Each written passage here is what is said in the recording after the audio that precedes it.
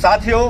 जालोर जिले में सुराना गांव में जो एक घटना हुई, दलित इंद्र कुमार के निर्मम हत्या एक शिक्षक द्वारा इसलिए पीट कर दी कि उसने एक शिक्षा के मंदिर में, जहां पर भेदभाव, जाति, क्षेत्र, राजनीति, विचारधारा सबको समान दृष्टि से देखकर, एक शिक्षक देश का निर्माता होता है, राष्ट्र का निर्माता होता है, राष्ट्र की नींव एक शिक्षक द्वारा रखी जाती है। वही शिक्षक अगर किसी छात्र के साथ भेदभाव करता है, उसको अगर मटके से पानी नहीं पीने देता है, तो ये इस देश में 75 साल आजादी के होने के बावजूद ही कहीं न कहीं भेदभाव है। जो संविधान हमें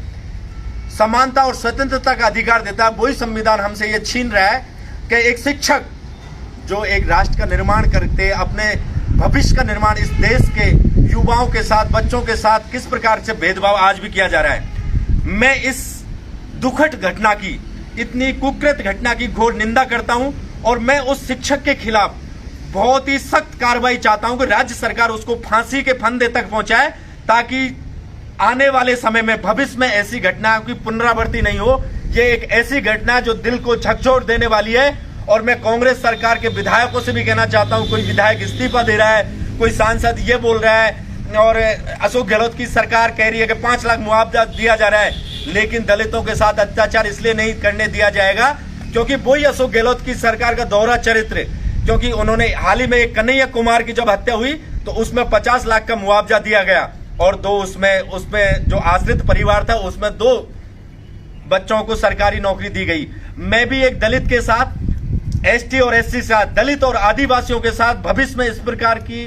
दुर्भावना के साथ पुनरावृत्ति नहीं हो, उसकी पूरी सरकार से, चाहे सरकार कोई सी भी हो, हमें सरकारों से कोई लेना देना नहीं है। हमें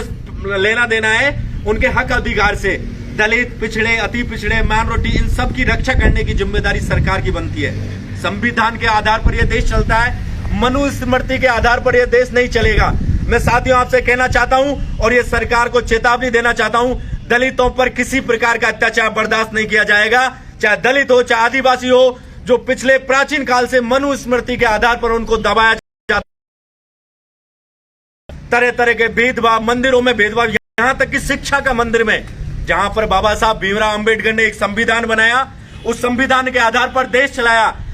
सारे देश की विचारधारा और झंडे एक होकर, एक तिरंगे के नीचे समावेश होकर, तिरंगे के आधार पर यह देश चलता है। मैं साथियों मैं आपसे कहना चाहता हूं कि जिस प्रकार की वो घटना हुई, वो घटना एक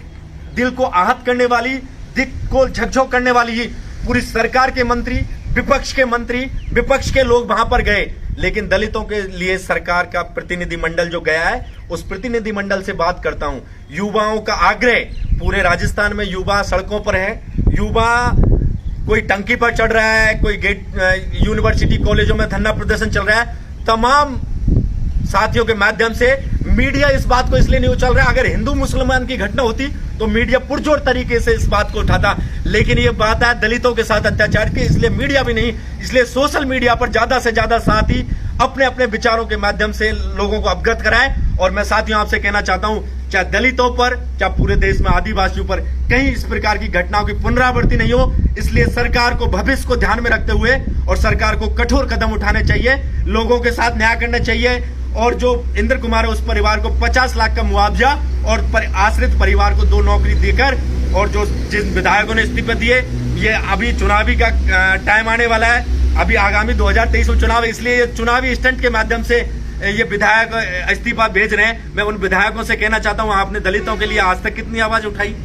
आपने आदिवासियों के लिए कितनी आवाज उठाई। उनके हत्या की, ये इंद्र कुमार की घटना उजागर हो गई। ऐसी दिल को झकझोर करने वाली घटना रोज इस प्रदेश और देश में हो रही है। इसलिए सरकारों से मेरी डिमांड है, हिंदू मुसलमान पर ये पूरा देश का मीडिया खड़ा होकर बात करता है, लेकिन आज दलित पर अगर अत्याचार होता है तो ये मीडिया भी हमारी पुरजोर तरीके से बात नहीं हो रहा। इसलिए सोशल मीडिया के माध्यम से हमें हमारी आवाज बुलंद करनी होगी, हमें इन लोगों को संदेश देना होगा, इस देश में किसी के साथ भी, चाहे दलित हो, चाहे सवर्ण हो, चाहे आदिवासी हो, चाहे पिछड़े हो, चाहे अल्पसंख्यक हो, किसी के साथ भी कुठाराघात नहीं होना चाहिए। सबको एक समान दृष्टि से, समान भावनाओं के साथ होना चाहिए। जब बाबा साहब भीमराव अंबेडकर ने संविधान बनाया, आज से 75 साल पहले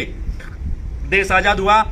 26 जनवरी 1950 को बनकर ये संविधान तैयार हुआ। उसके बाद ये 70-75 साल की इस देश की यात्रा, इस देश की जो प्रगतिशील देश पूरे विश्व में अपनी पटल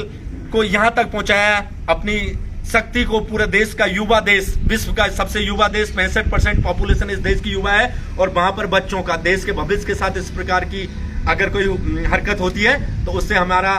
देश कमजोर होता है, हमारा प्रदेश कमजोर होता है। तो सरकारों से अनुरोध है इस प्रकार की पुनरावृत्ति घटना नहीं हो। विधायक सांसद, तमाम विधायक सांसदों से अपील है, एक एक महीने की तनख्वाह अपने विधायक फंड से, उनको जो विधायक कोटे से मिलती है, आपको वो दलित परिवार को सुदृढ़ करें। उस दलित परिवार को मुख्य धारा से जोड़ने के लिए सभी सांसद और विधायक आगे आए और राज्य सरकार उसको 50 लाख का मुआवजा दे। तमाम युवा साथियों के साथ पुनः आग्रह, अगर जल्दी से जल्दी ये सरकार ने बात नहीं मानी तो पूरा प्रदेश का युवा सड़कों पर होगा और हम किसी भी आंदोलन को करने के लिए तैयार है। सरकार चेतावनी समझे और हम चाहते हैं दलितों पर अन्याय और अत्याचार बंद हो।